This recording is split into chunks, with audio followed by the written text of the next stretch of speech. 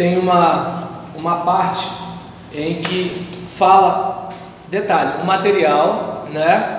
Um material da Vida Nova de Beth Antunes, e falando sobre a origem dos batistas. Na página 72 nós temos o tópico chamado Loja Maçônica George Washington. E aí assim diz Beth Antunes: entre os imigrados dos Estados Unidos que se estabeleceram em Santa Bárbara havia diversos maçons. Em 1874, animados e esperançosos, fundaram a loja maçônica George Washington, que também era maçom, mas aqui é a homenagem a ele, sob a liderança de William Hutchinson Norris, que foi eleito o Venerável. E aí tem entre aspas aqui um trecho: no Grande Oriente Unido, eu não entendo direito desse negócio, mas Grande Oriente tem a ver com a questão da, né? Lembra que a gente viu semana passada, Grande Oriente do Brasil, Grande Oriente do Rio de Janeiro, né? Então tem a ver com um órgão, pelo menos que parece, né, que aglutina o grupo. Eu não entendo direito, mas é mais ou menos isso. Até porque eu não quero falar de maçonaria, eu quero falar dos batistas.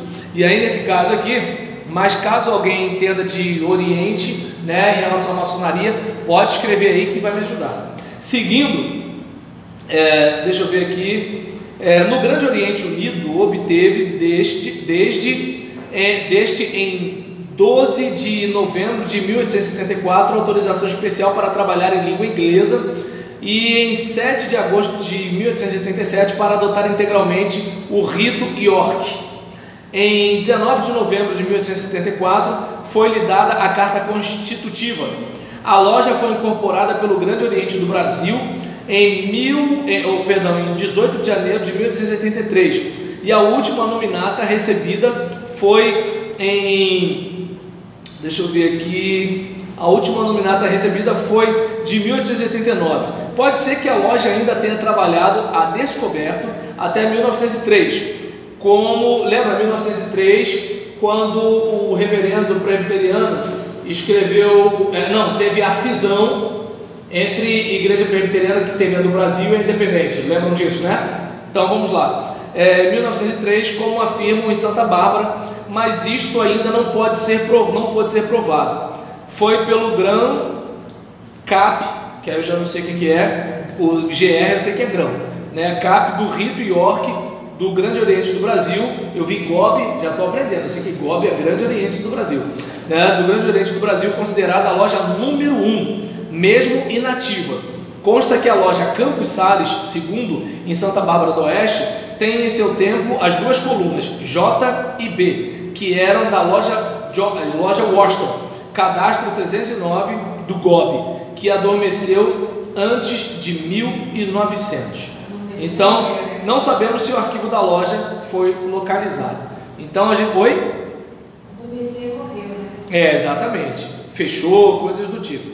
Então, o livro de History of Craft Masonry in Brazil publica um retrato de 11 de seus membros com data de 1880. Poderíamos conjecturar que tenha sido tirado no dia da reunião que os batistas realizaram no salão da loja para recepção como membro da Igreja Batista da Estação, e logo a consagração ao ministério de Antônio Teixeira de Albuquerque, ocorrida a 20 de junho de 1880.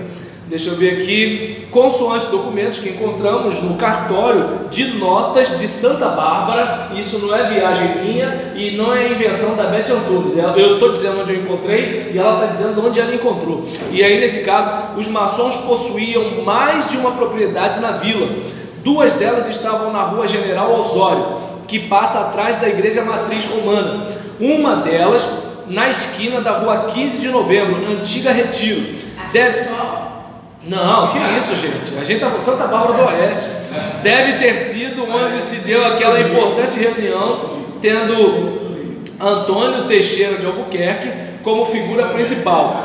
Essa esquina fica um quarteirão da parte posterior da matriz, conforme retrato que tiramos a 19 de julho de 1984.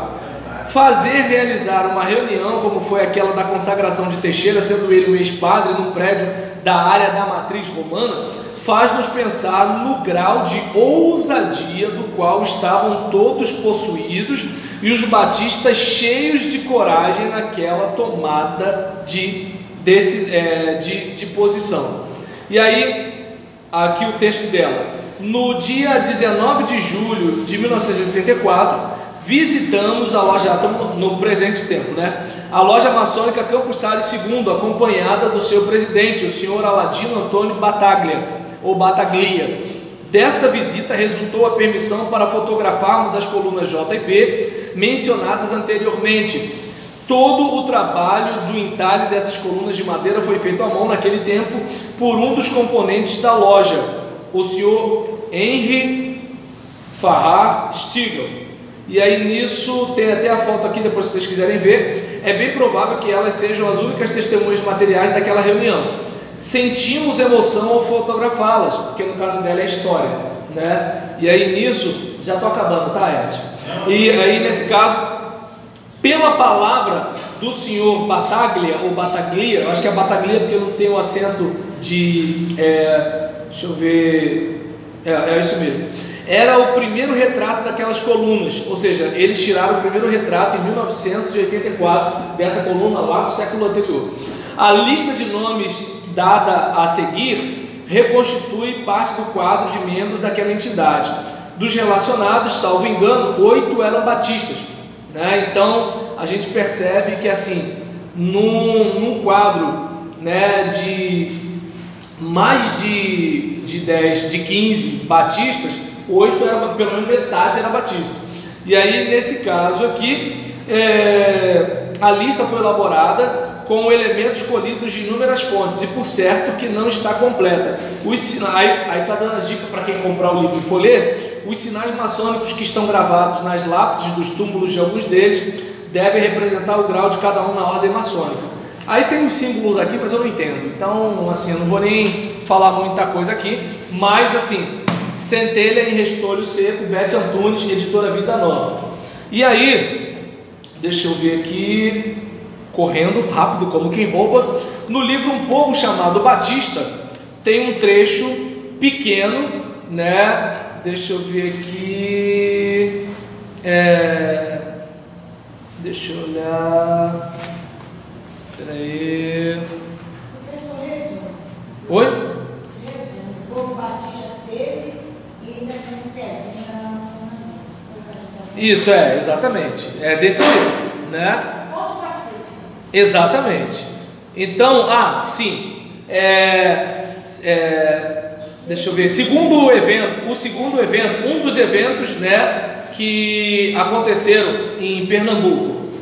O segundo evento, questão religiosa, ocorreu entre 1872 e 1875, resultando no encarceramento de 2 bispos, a saber, Dom Antônio de Macedo Costa, do Pará, e Dom Vital Maria Gonçalves de Oliveira, de Pernambuco. A prisão ocorreu em virtude da desobediência dos bispos, que, contrariando ordens do ministro Visconde do Rio Branco, puniram sacerdotes que se envolveram na maçonaria, mesmo depois da anistia decretada em setembro de 1875, mediante intervenção do Duque de Caxias.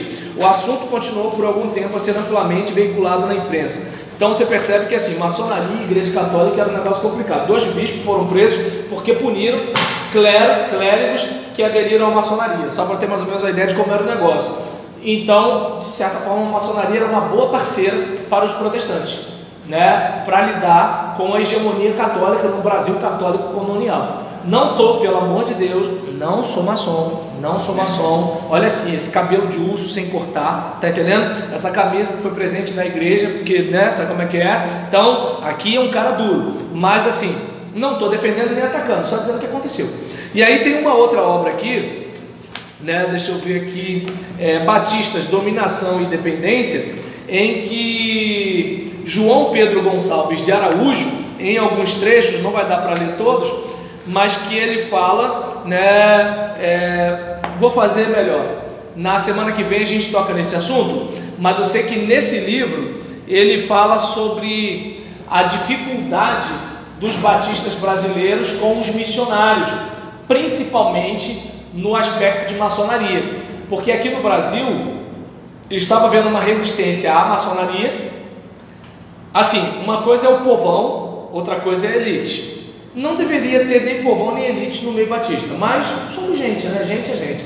E aí nisso, o povão era meio resistente. Tem o bode, o quarto escuro, Satanás, né? Tem esse pessoal que assim, eu não tenho base nenhuma, mas eu ouvi falar e eu estou falando. E tem elite, né? Que assim, um conhece o outro, faz cumprimento com o outro, aquele negócio todinho, né? E aí nesse caso, não pode ter missionário maçom. Tá, mas os missionários eram a força da parada. Se você é da cúpula da denominação e o missionário norte-americano é o cara que pá, você precisa do povo, mas você precisa do dinheiro, né? Eu lembro de um diácono que falava para mim assim: pastor Roberlano, se puder, guarde esse conselho. Os jovens são a alegria da igreja, mas os velhos são o sustento. Entendeu? Então o que acontece? Você precisa do povão, mas os missionários eram a força. E aí como é que você fala? Ah, a gente não quer missionário maçom. Aí tem um pouco de dificuldade. Então esse livro aqui, né, Dominação e Dependência. Acabou? Ah, porque eu não estou com a campainha. Ah não, então tá legal. Aí Dominação e Dependência, eu vou trazer na semana que vem, tá beleza? Vai ser minha última preleção, porque a partir do dia 13 são vocês que vão começar a dar aula pra gente.